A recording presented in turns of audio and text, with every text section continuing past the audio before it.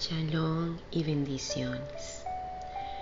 Con tristeza en estos días he estado escuchando tantas cosas que se hablan de lo escrito por Pablo Shaul. Según muchos, enseñó a un Mesías fuera de la ley.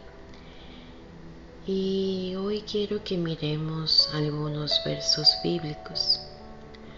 Lucas, compañero de Pablo, escribió en Hechos 24:5: Hemos descubierto que este hombre es un alborotador que constantemente provoca disturbio entre los judíos por todo el mundo. Es cabecilla de la secta conocida como los nazarenos. Todo esto se escribió refiriéndose a Pablo o Shaul.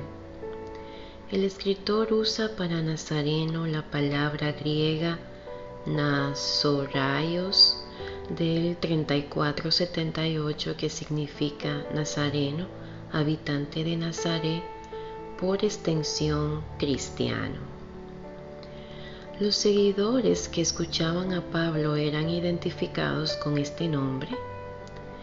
En Hechos 11:26 se expresa: cuando lo encontró, lo llevó de regreso a Antioquía. Los dos se quedaron allí con la iglesia durante todo un año, enseñando a grandes multitudes. Fue en Antioquía donde por primera vez a los creyentes lo llamaron cristianos. La palabra cristianos en este verso tiene su raíz en la palabra griega Cristo, del 55:47, que significa ungido, Mesías. Este término era usado en forma despectiva para referirse al Mesías, mas al pasar del tiempo se convirtió en un honor ser conocido así. En Primera de Pedro 4:16 quedó escrito: en cambio, no es nada vergonzoso sufrir por ser cristianos. Alaben a Elohim por el privilegio de que los llamen por el nombre de Cristo. Como les dije al principio, la palabra griega Cristo significa ungido, Mesías. Entre los judíos se le conocía como Nosrim, que significa nazarenos, y entre ellos se conocían como los del camino. En Hechos 24:14 se escribieron las palabras de Pablo diciendo: pero admito que soy seguidor del camino, al cual ellos llaman secta. Adoro al Elohim de nuestros antepasados y firmemente creo en la ley judía y en todo lo que escribieron los profetas.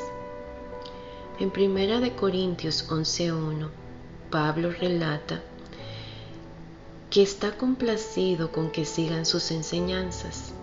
Ya leímos que afirmó Pablo que adoraba al Elohim de sus antepasados y creía firmemente en la ley judía. Quiere decir que él siguió enseñando las 10 palabras o los 10 mandamientos que incluyen el Shabbat y también las leyes de alimentación de Levítico 11. Pablo continúa diciendo, ahí mismo en Hechos 24:15 dice: tengo la misma esperanza en Elohim que la que tienen estos hombres, la esperanza de que Él resucitará tanto a los justos como a los injustos. No tan solo las mismas escrituras nos muestran a un pueblo que seguía la Torá y la enseñanza como seguidores del Mesías, sino en la historia también podemos encontrarlo. Y miramos lo escrito por Epifanio, obispo y escritor bizantino, considerado padre de la Iglesia. Entre sus escritos en Panarión 6:7, escribió en el libro de Salamía 3:15 al 4:003. Esto escribió: así también los santos discípulos del Mesías se llamaban a sí mismos discípulos de Yeshua, como en verdad lo eran, llamados nazarenos por el Mesías, ya que Yeshua se llamaba a sí mismo el Nazareno, como dicen los evangelios y los hechos de los apóstoles. En el renglón de Panarión 7.2 continúa diciendo: no solo usan el Nuevo Testamento, sino que también el Antiguo, como hacen los judíos, porque ellos no rechazan la ley ni los profetas, y leen lo que los judíos llaman los escritos del Tanaj. No tienen opiniones diferentes, sino que profesan todo de acuerdo con la doctrina de la ley y con los judíos, excepto que son creyentes en el Mesías Yeshua. Todo esto fue escrito por un obispo llamado Epifanio, considerado padre de la Iglesia. Esto queda de manifiesto que Pablo no enseñó que la ley estaba abolida, como el sistema religioso de hoy en día asegura. De esos nazarenos de ese tiempo se perdió el rastro, surgiendo otra corriente influenciada por la filosofía griega y paganismo romano, que se incorporó a las filas del cristianismo como sus líderes. Quizás te puedas preguntar por qué Pablo y sus discípulos seguían Torá, pues por la sencilla razón de que el mismo Yeshua les enseñó a obedecerlas. Estas fueron las palabras de nuestro Mesías en Mateo 5:17 al 18. No malinterpreten la razón por la cual he venido. No vine para abolir la ley de Moisés o los escritos de los profetas. Al contrario, vine para cumplir sus propósitos.